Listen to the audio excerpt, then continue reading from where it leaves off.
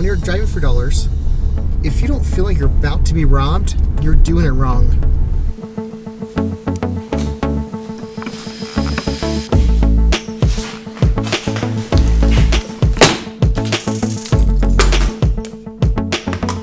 Let's do this. Look, friends, this is Jared. Here we go. We are going to do Driving for Dollars live. You're going to see me do this for real. And hopefully I don't kill myself in the process. So I wanted to do a live, so to be live on Facebook. However, I don't have enough viewers, or I don't meet Facebook's requirements to go live with my mobile phone. I can go live just my desktop or whatever.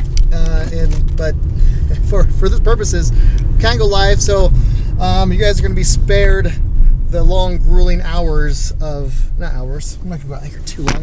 The long, grueling hours of me driving for dollars, and you're kind of watching what I'm doing and all the fun stuff like that. So let's get this going. Why am I doing this?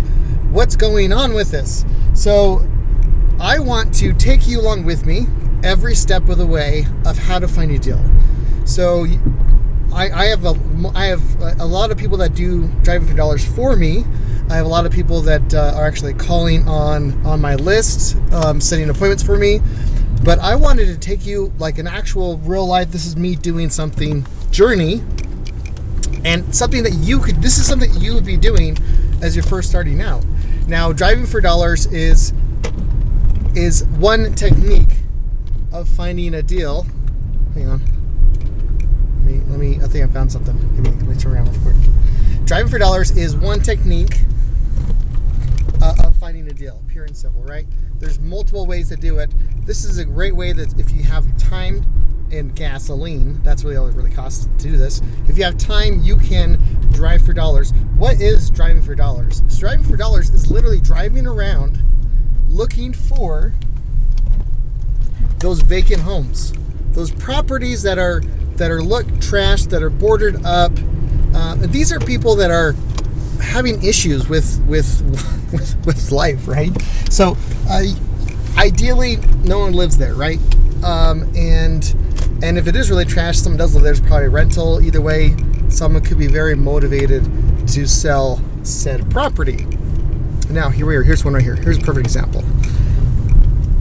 Here, let's look at see what this is. Okay, so this is a perfect example. As you can tell, you see how it's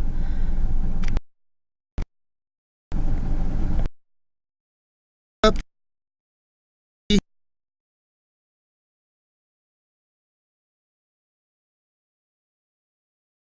Snow. So in the wintertime, no one's going to shovel the snow to vacate. Long grass, fall, the leaves, so on and so forth. So depending on where you live, if you have all four seasons, just kind of go off of that. That'd be a good indicator. Also bad roofs. Now these are indicators. They are not proofs or anything like that at all. So it's not like it's a thing. So here's what I do to keep track. What I like to do. All right, back to me. Can you see me? Am I there? Let's see here. Sorry guys. Back to me. So what I like to do, I can take a picture of the house, then take a picture of the street sign, and that's it. So you can write this stuff down. I can write 24 and then write down the street address, and that would be fine. However, it's just I just like to take a picture. It's just easier. Then I have it all documented. I'll remember which house I'm actually looking to look at. All right, so I can see the address here. So we're gonna snap that picture, and this is a great way if as you're driving. Yeah, there's definitely no one lives there. So now I'm going forward a little bit, and I'm gonna take a picture of the street sign, and I obviously know what city I'm in. We are. Hang on, I gotta put on the seatbelt. Safety first. One more. Challenging with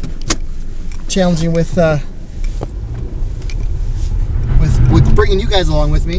That's why I wanted to find out if you guys were actually interested in doing this type of stuff. So, all right, now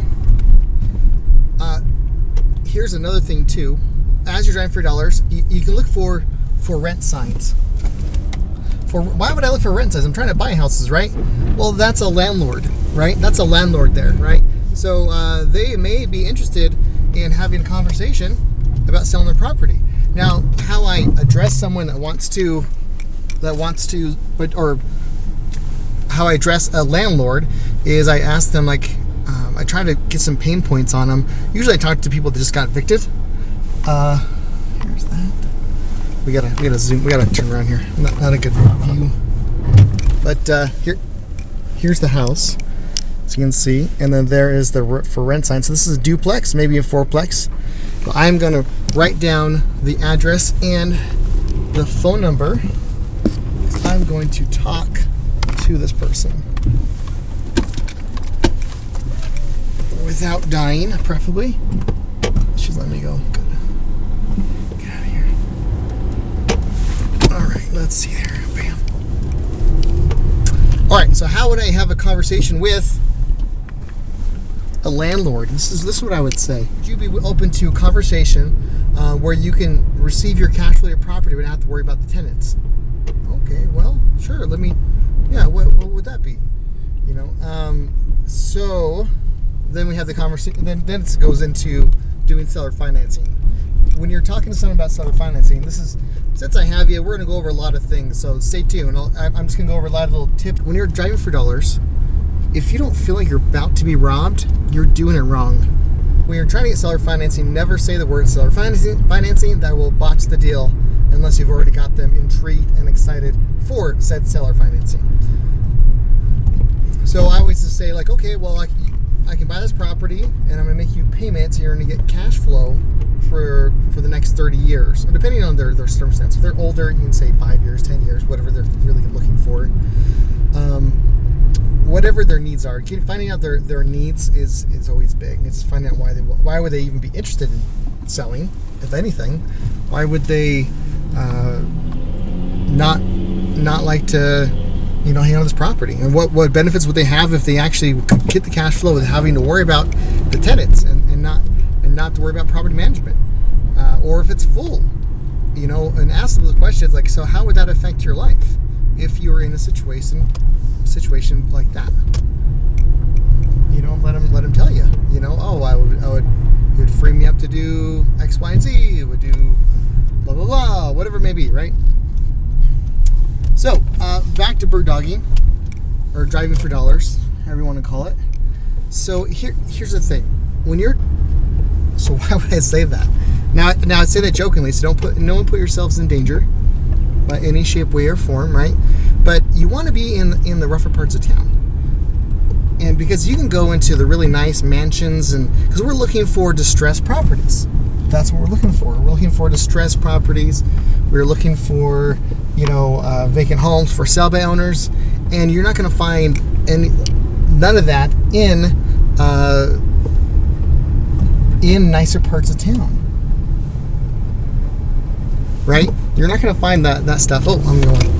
This guy's behind me. He's all being very patient with me, so I appreciate that. You gotta be aware of the traffic around you, right? But let me go this way because you actually can see the outs of the road and stuff like that, and see what I'm looking at. Right? That might be good. Okay. So if you don't feel like you're about to be robbed, you're doing it wrong.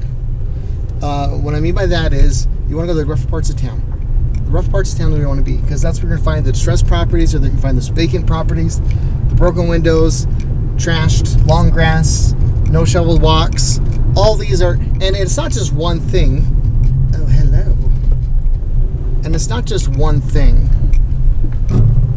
So this is an example of. See that? So someone may actually be living here. There is a car there. It doesn't look like anyone shoveled the walk. We had a couple warm days, so the snow has been melting, but that walk has never been shoveled. And the big old freaking window right there. All right, guys. Sorry about this. This is Jared again. I just had to answer a couple texts. I had a seller on the phone, and what we're negotiating a seller financing deal. So I wanted to answer that text real fast. Yeah, so we just found out. So we saw that property, pretty cool. Took the picture. You know, you saw the big boarded up wall. Well, pretty much. It looked like it was used to be a garage door. Oh yeah, this is beautiful. This is beautiful. Look at this. Look at this. See, I'm in a rougher part of town, and yeah, that's so good. I'm in a rougher part of town. Here, I'm going to show you guys something. I'm going to take you with me on this journey. Okay. So when you're in a rough part of town, you're going to find stuff like this. I literally, the last one I just took a picture was probably just down the road a few minutes ago. Then I found this other one right here. So if you're not actively looking for this stuff, if you're not looking in the right areas, you can just waste your time driving around, drive, and find nothing. But if you go in those rough parts of town, you are going to be killing it.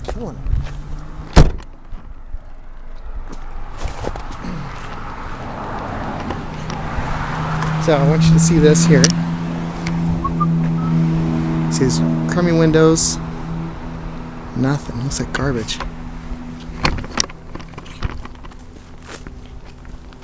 You can tell it has not been. Oh yeah, this is no bueno.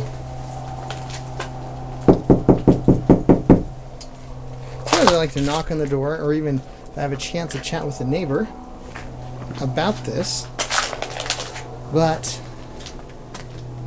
where's old furniture? Oh my goodness gracious, look at this. Look at this over here. We're going to take you on this adventure. Oh man. The joys of a vacant home. This window was obviously broken in, right? Sorry for the lighting. Okay. And just look at this. This is definitely going to test positive. Oh, there's a vacuum they clean up. That's good. Look at this. Even some food there. Good gracious.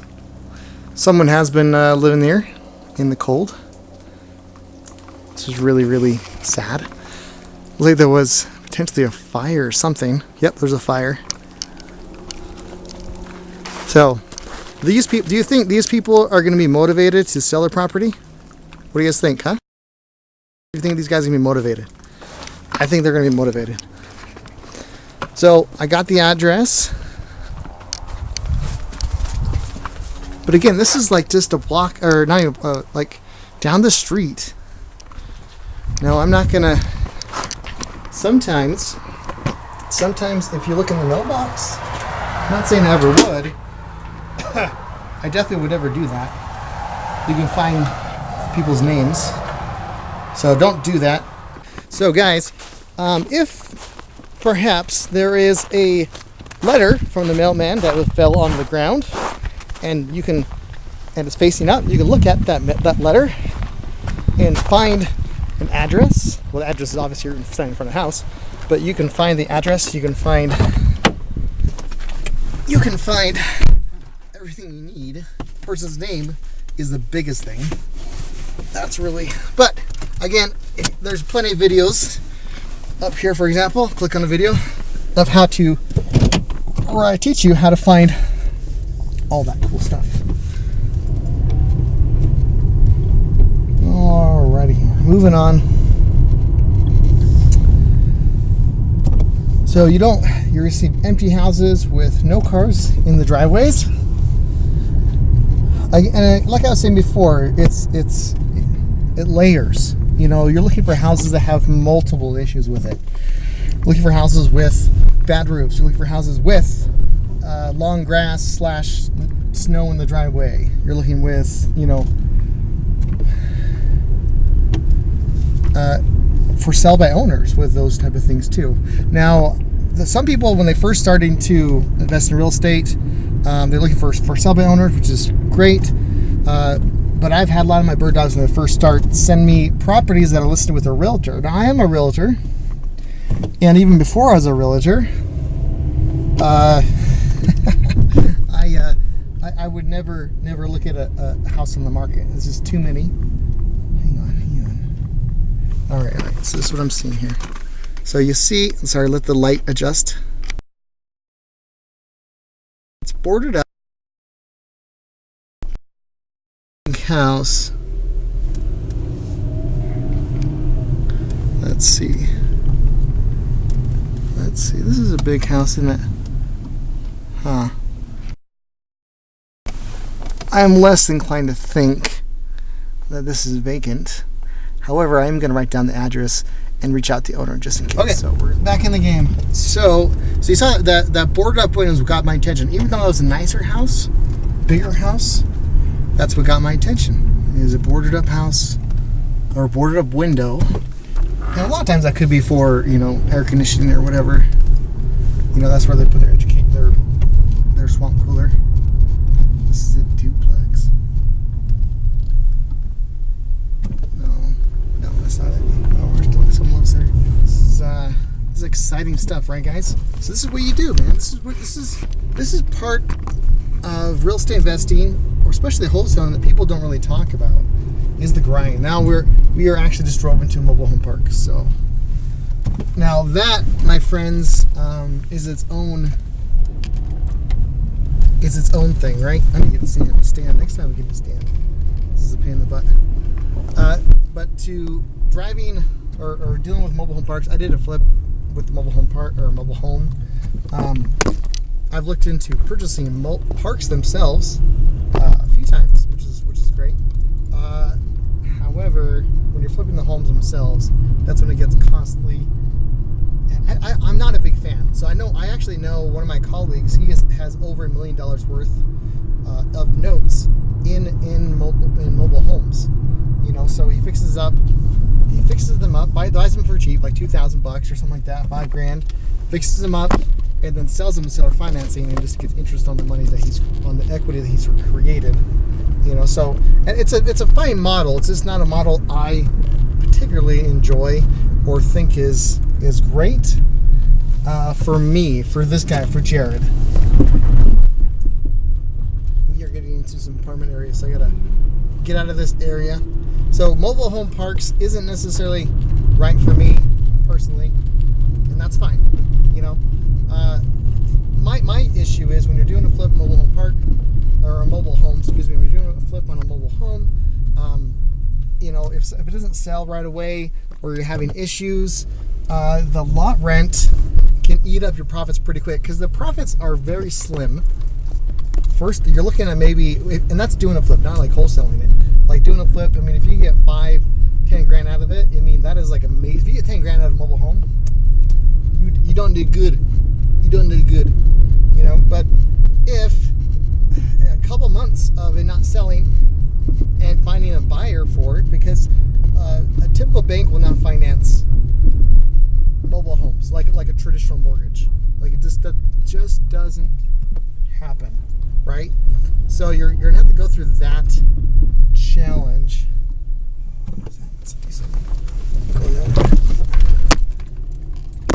Going through that challenge for the mobile home. I don't know. It's just there's low return and high risk. That's why. If you put it in a nutshell, put it in one sentence, one sentence why I don't really like investing in mobile homes. I think I'm gonna turn around and go up that street I just passed. We're gonna flip around and go in that street. Oh, hello. So this is one. This looks like a great one. Okay. Good thing I didn't go down the street, because I would have missed this. All right, ready? Let's see here. Someone may live here. I doubt it.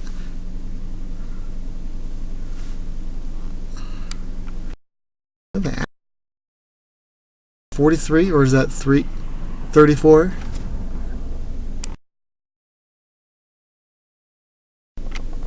Yeah, but this is a big one. So this has 3 mailboxes here. So this could be like a 3-unit building. Yeah, this could be like a 3-unit building. No trespassing. Yeah, we don't want to trespass, buddy. Trust me. Now I know you guys just got done hearing me saying I don't like trailers, but that one I just took a picture was a trailer. Now that trailer had land attached to it. This one I've actually already looked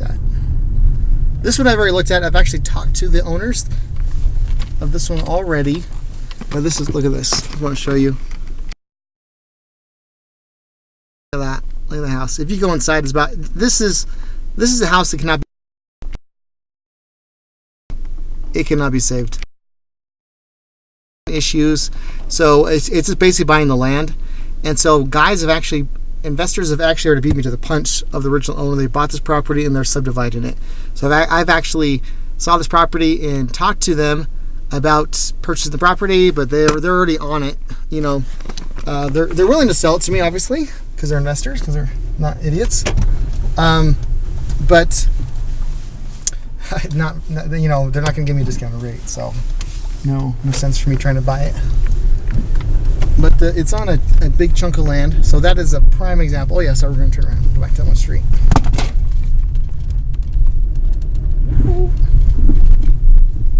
Hopefully, again, guys, something you'll know about me as we go on this journey, that I am a major goofball. So deal with it, and let's learn some stuff about real estate while we're doing.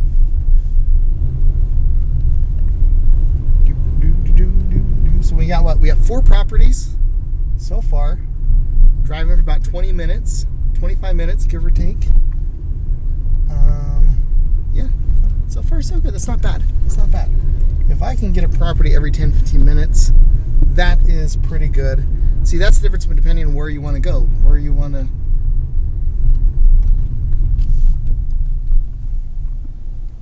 Oh shoot, yeah, not bad. And don't drive like an a-hole, guys. Like I'm driving like an a-hole right now. No, that has a camper. I should show you the maybes that I'm thinking about, huh? So you understand a little more what I'm looking at. That's what I should do. Okay, that's what we're gonna do. So this has, this is a no. This is a no-go. I know it's not a no-go.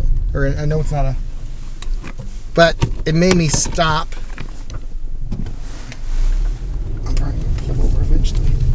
But it made me stop, right? Or stop to look.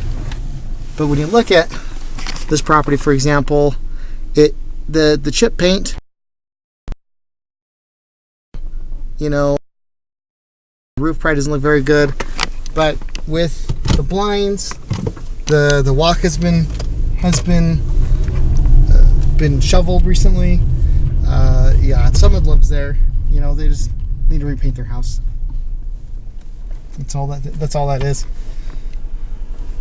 Those type of things is what you're looking for, pure and simple. And then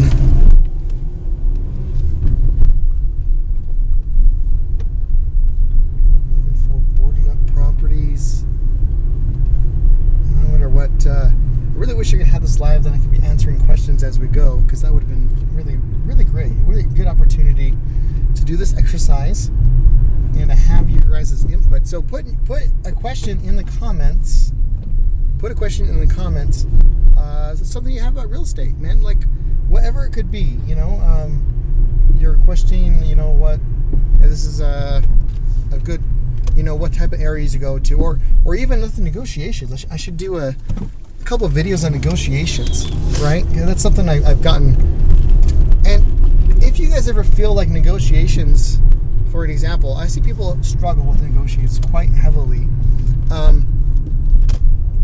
But negotiating is a skill, and it's a skill that can be learned.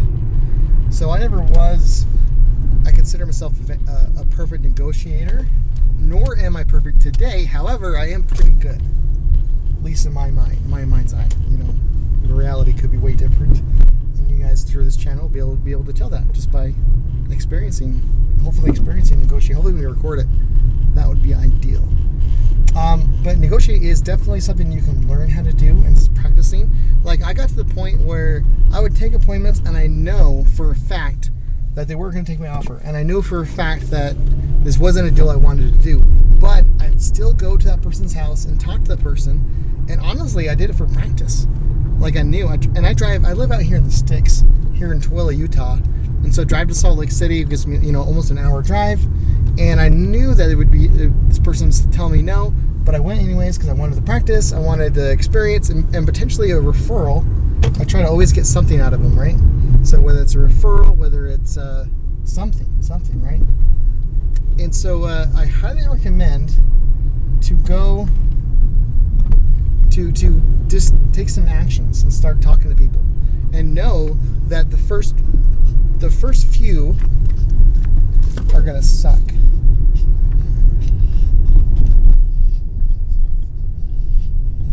No, we're back. Just know that the first few are gonna suck, and read a bunch of negotiation books like Never Split the Difference by Chris Hale. Can't remember his last name, but Never Split the Difference by an FBI negotiator, hostage negotiator. Let's put it that. That's like higher terms than just trying to get a $10,000 discount on a property, or greater discount, I should say. So, yeah, higher life and death situations. So reading. There's plenty of other good negotiating books out there. Let me know in the comments if you want to. I don't know about this one. Okay, so see that ladder that's. I don't know if this is vacant or not. There's no it looks like it was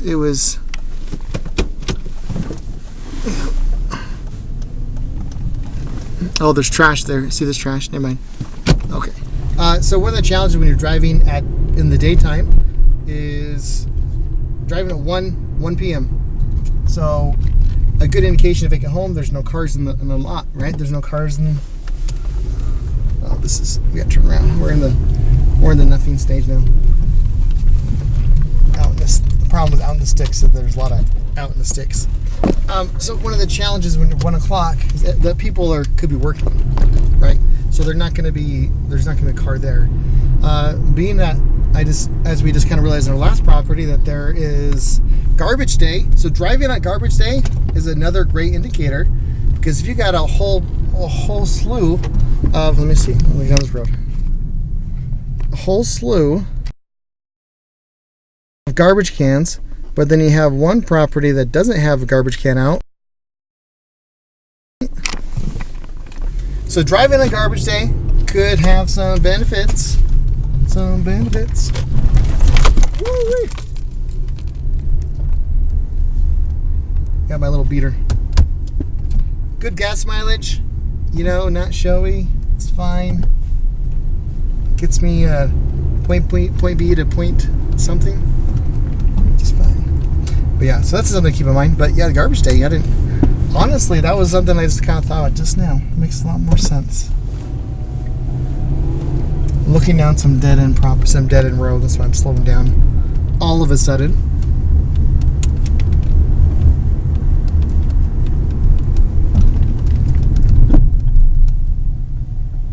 Suburbia.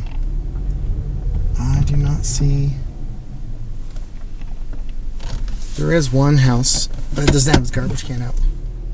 Now, just because they don't have garbage can out, maybe if they're just a forgetful person. I have obviously forgotten. I don't slow down on speed bumps. Yeah, there's no garbage can there, but definitely looks like someone's living there. Car's there. But that's okay. That's all right. Where it leads us down to this nice little. And I like to drive down dead ends because it's where a lot of things get forgotten. Dead end. Oh no, this is not a dead end. I want to get down. This is literally the dead end. That's just like living there. We need to get into rougher parts of town. We drove off and got to the regular suburban area where there is no crack dealers on the street corner. We don't want that. Where's my crack dealers? Where's my crack dealers? That's a clip. Crack dealers. Those nice houses up there. We don't want to go up there. So up there. Uh-oh. Nicer houses. We don't want that. Screw that. We want to go here. Should we go this way? So you don't look at my face the whole time?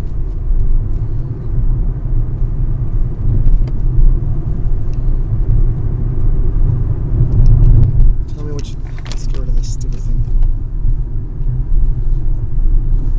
Get rid of the air fresheners.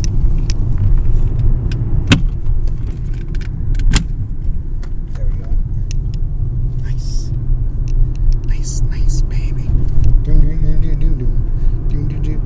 So you're going to get in the habit when you're driving for dollars, you're going to get in the habit of looking right and left all the freaking time. And that is a fantastic habit to get into. No. Looks too nice.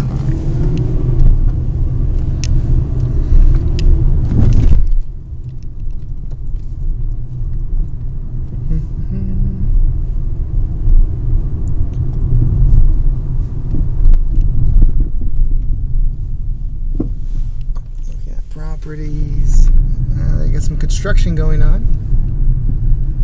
And to will out in the sticks. Bam. Nothing.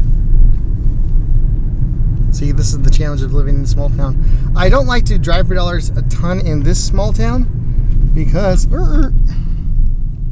what is that? I don't know. It's such a small house and there's 2 cars there. But we'll have to see. Hey, do you see that? Do you see that? Psst, psst, psst. Do you see what I see?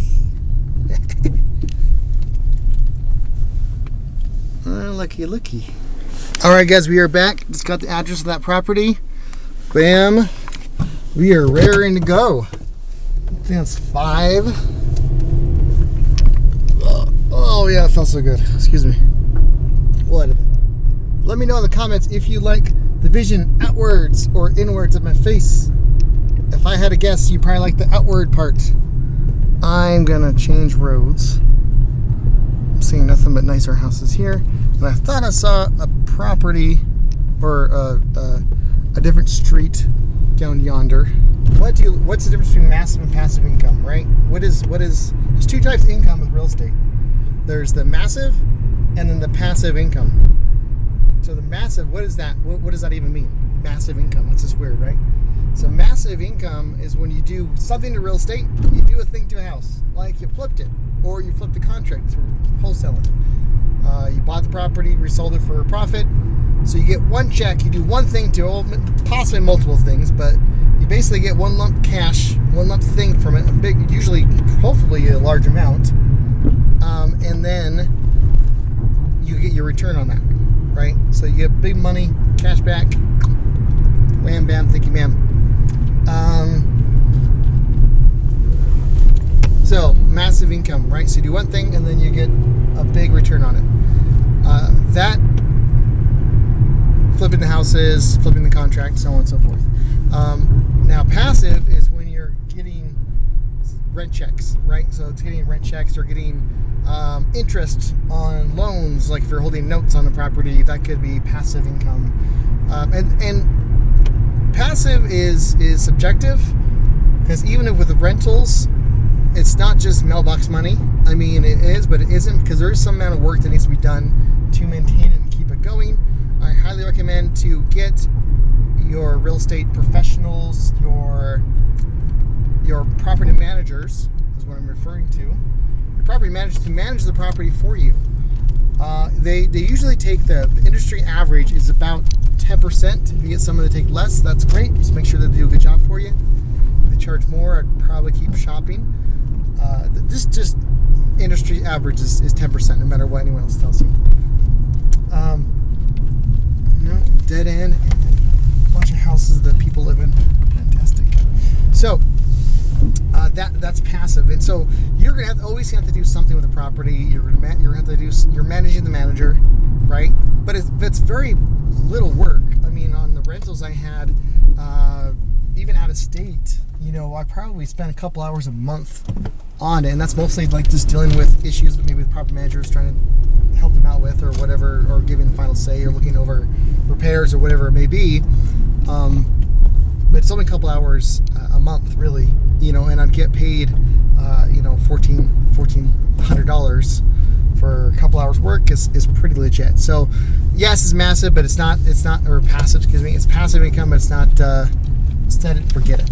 You gotta have some way, and I've seen this. I've seen people where they set it and forget it with rentals, whether they're trying to manage it themselves, or they're trying to manage it themselves, or when they even they have current property managers and they don't actually manage the managers.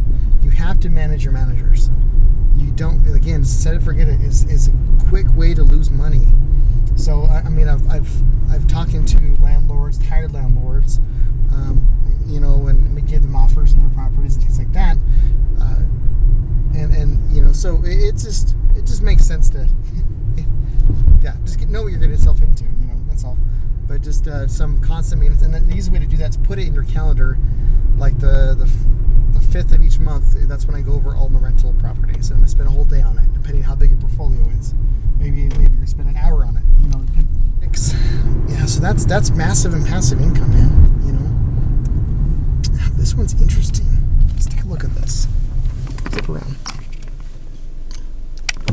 So it looks like some work's being done on this one.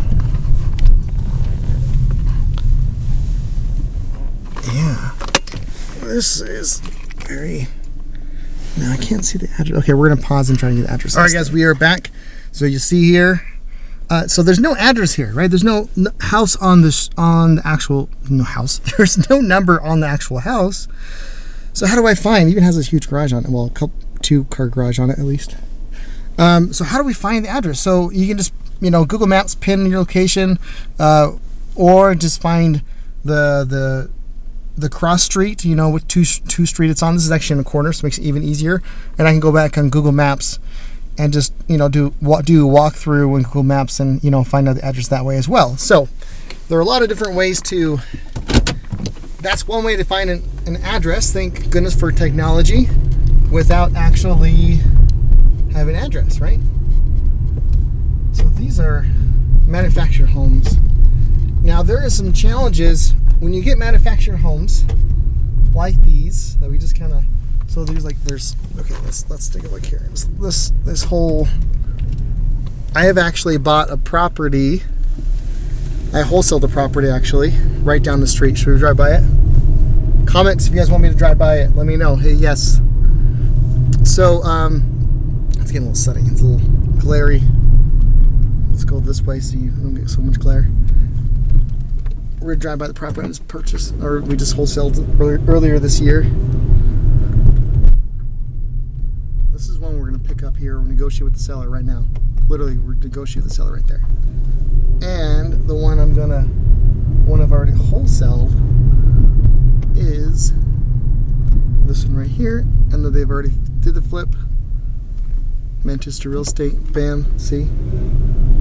They flipped it, they're gonna sell it. They already got a buyer. We're all good. But so here's some things I learned with manufactured homes on land. So if the manufactured home is actually purchased, or excuse me, if the manufactured home was made prior to 1978, FHA and traditional financing will not finance it. So it has to be newer than 1978 for a manufactured home on land. If a manufactured home is like in a mobile home park, there's no way in heck it would even think about, actually FHA wouldn't qualify for FHA financing or traditional financing. You have to go different routes. So that's just a little tidbit information. I didn't find that out till after we had the contract and sold it. So to resell it was a larger challenge. So again, doing your homework. Don't learn from my mistakes. Learn from my mistakes, because I have made quite a few. I should do a video of all the mistakes. That'd be like a 10-hour video though. It'd be longer than this video we're doing here. Really would. But the thing is with mistakes, some people are terrified of failure, right? I'm not terrified of failure, because I know I get excited. I tell you why, because I know I'm going to be better after this. When I fail or I'm about to get something on a contract and everything goes to garbage, and again, I'm not perfect at this, don't get me wrong. See, this had a little dumpster there, right? Which indicates they're doing some work on it, but there's like 20 billion cars there. That could be potential. If it had other things stacked on top of it, like, more like damage from the outside of the property or things like that. Then I'm probably more interested in writing on the address, but you need to stack all those indicators you're looking for. Anyways, so failure is definitely something that you want to look forward to. You really do, because the more you fail, the more close you're going to be to be successful. The more you're going to learn. If you go into a failure or out of a failure, like, okay, what can I learn from this experience? What could I have done better to prevent me from doing all this stuff here, or prevent me from being in a situation just like this? What options could I have done? Who could I have brought in? And if you can't think of any other, talk to people like, hey, I was in a situation. What would have you done if you were in my situation? And learn from it. It's just like Will Smith said, you have to fail forward. It's so true. So failures are not a bad thing. And that's one thing I've seen newbies, especially in real estate, well, in many factions, in many industries, I should say, but especially in real estate, that they're afraid to fail. There's a lot of money. When you got $300,000, $400,000 on the line, like $500,000, that could be, or even if $100,000, that's still a lot of money to put on the line. You're putting relationships on the risk. You're putting, yourself, your reputation on the line. And so you don't want to mess things up. And I get that, but you want to protect yourself. Obviously, you don't do things just to do things. Get yourself educated, like watching videos like this, subscribing, liking, comment, hitting the bell so you don't miss cool stuff like this. But hit that stuff, just learn and then take action. Take action. That's the biggest thing. Keep going. Don't let it stop you. And I'm gonna flip a UE. So we've been here before. Take an action and don't be afraid of failures. That's like, again, get excited about them. Get excited about them. I know it sounds so crazy, but it's so true. When I get excited, and don't get me wrong, there's times when I'm like, oh God, this happened. I'm so excited about this one thing. And there's been times, I'll tell you what, when I first started out in real estate, there's been times I swear I thought I was cursed. Every deal when I first started out, every deal, even now stuff happens, every deal that I touched, it felt like it was made of smoke. Because or as an illusion, as soon as I got close to it, as soon as I got close to the deal and about to, close on it, or something happened and just kind of poofed into smoke. It just poofed. So, yeah, it's just kind of, things like that happen, and I got so frustrated until kind of like, but because I was failing, because I was learning things, I was trying to better myself as I went, I got better. I really did. I got better. I started learning how to talk to people more. I started to learn to structure a deal that's more beneficial for all parties, not just me, not just them, so that we would all win. So and there's so much more I've yet to learn and do, and I'm excited to have those failures. Obviously, if you can learn from other people's failures, all the better. That's even better. That's what you want, right? You want to learn from other people's failures. But if you don't have that option, then learn from your own, or both, obviously. But yeah, learning from failures, love it. And you're going to fail in real estate. You will fail in any industry that you're your own entrepreneurial business. You will fail. What you do on that failure is entirely up to you. It's up to you, my friends. It's up to you. What do you do with that? Do you pick up your pieces and move forward and try to think yourself, or do you start blaming others and looking for others to blame? That's one thing that really is one of my pet peeves in the society here today, is that we are a blaming society. We are so quick as a population to point the finger at someone else instead of pointing the finger at ourselves. There's been plenty of deals where I did everything right and it just went down to tubes.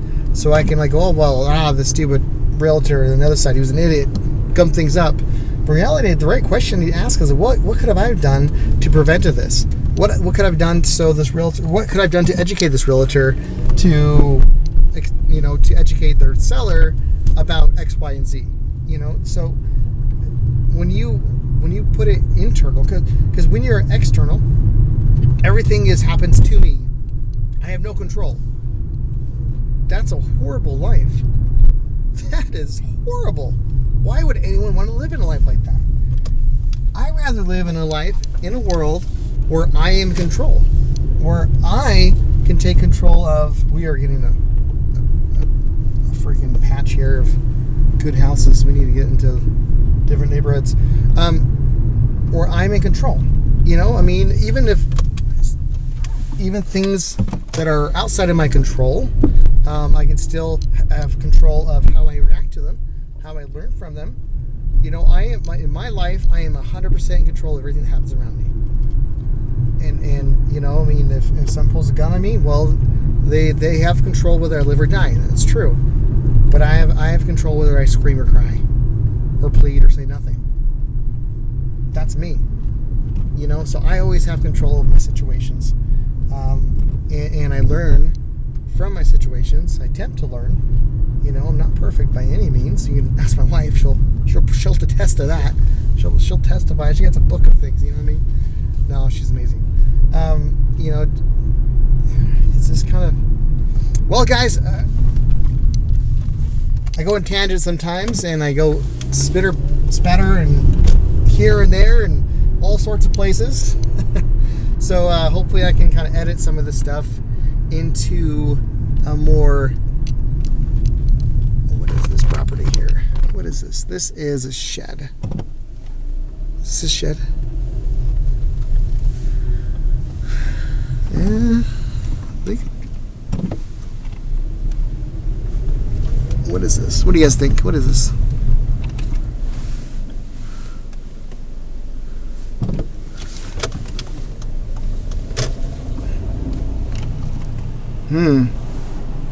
I don't know, guys. All right, guys. Sorry, I had a buyer call me, so I had to, take the phone call about a deal that we're supposed to be closing on tomorrow. It may or may not happen. We're having some issues with some stuff with the property, so we're gonna have to go back to negotiate a little bit. I think that's fine. We're just moving on. Anyways, yeah, this is great. So we spent an hour driving. We got 6 properties. So we spent an hour, got 6 properties. That's pretty good. We really hit it pretty strong in the very first little bit. Then driving in the last 20, 30 minutes. But that's just how it is. Like, you'll see as you're doing this, you'll see that you're going to hit a lot of success right away, or maybe in the middle. It's going to be patches, right? And it's because it's where you're driving too. It's really depends on the area, the type of area you're driving. If you're finding these type of leads, so to have drive around for 6. Hang on, I may have found something. Let me turn around.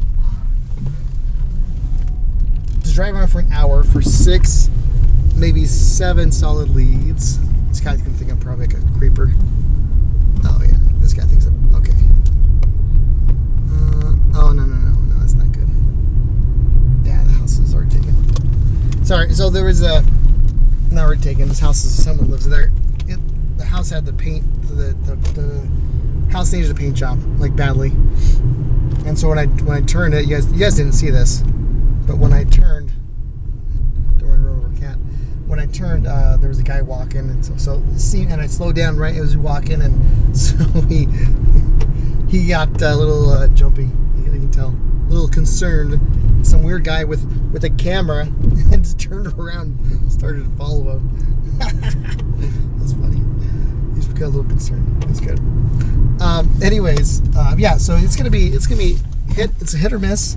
When you're consistent at it, if you're driving around, finding in street by street manner, in a grid manner. There we are. That's what I'm looking for.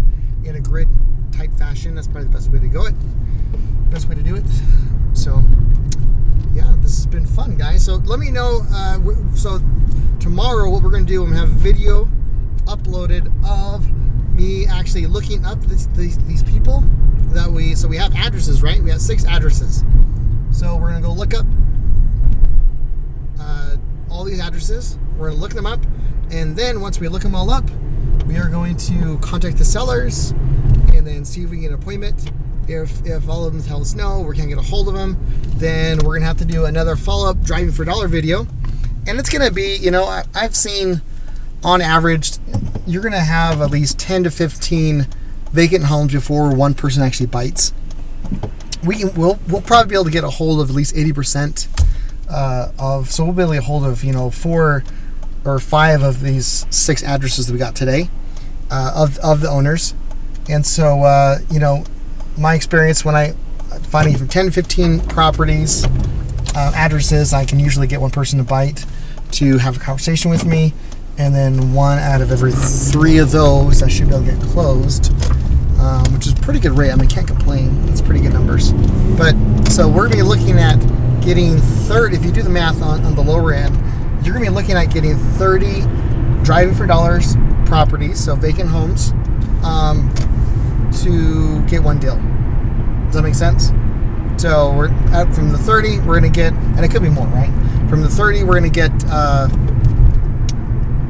3 appointments, and one of those 3 appointments are going to be is going to be an actual person that sells the property. Sorry, just to make sure we're recording. And so one of those 3 are going to be one that sells the property. But when you think about it, okay, so we spend an hour. If you spend an hour and get 10 to 6, right? So if we spend 4 hours driving to get those 30 properties, let's just kind of, if you did the math, right? So you're driving for 4 hours, considering we would have the same success ratio. You're driving for 4 hours, you get the 30 addresses, then you spend another couple hours looking at the properties, and a couple more, and actually talking to them, following up, and then you're going to spend another 6 hours talking to the sellers, and then finally selling. So, all right, my other camera died. Maybe I should just use my cell phone camera. Maybe a little easier. Anyways, so you're going to be spending probably about 15 to 20 hours on getting the 1 deal. Okay, which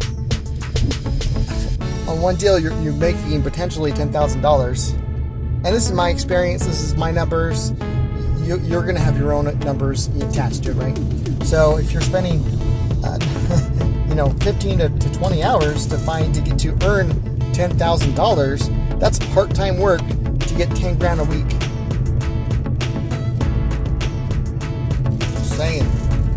Just saying, But, c'est la vie. All right, guys. Here we are. I'm getting almost back to my home because I wanted to drive for $1 that's close by. So almost driving or almost heading home. So I want to say thank you guys for participating. Hit like and subscribe, share, hit that bell notification. Our goal is to get 1,000 subscribers. So we can share for this year, so we can actually be able to share this content with more people. So really help us out. Hit like and subscribe. Our podcast should be posting within the next couple weeks. So we got some really big professionals. You're gonna have a conversation with us, which is exciting. So all right, guys. I love you and I appreciate you, and have an awesome day.